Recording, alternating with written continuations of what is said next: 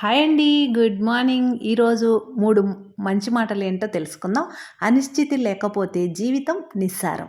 జీవితం అంటేనే అనిశ్చితితో కూడుకున్నది. ఎన్నో విషయాలు మీ నియంత్రణలో ఉండవు. ఓ పనికి ఎన్ని ప్రణాళికలు వేసుకున్నా, ఎంత బాగా సిద్ధమైనా అనూహ్య ఆటంకాలు ఎదురుకావచ్చు.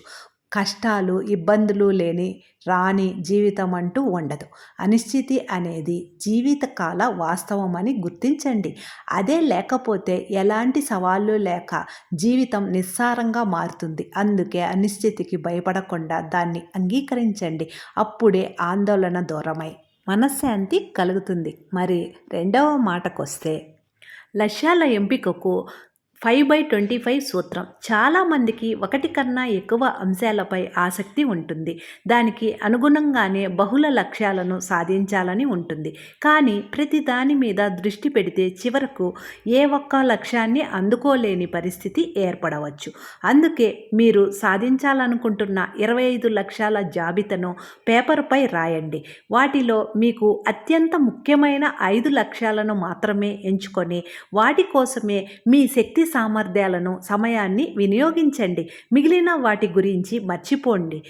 ప్రపంచ కుబేరుడు వారెన్ బఫెట్ పాటించిన 5/25 సూత్రము ఇదే.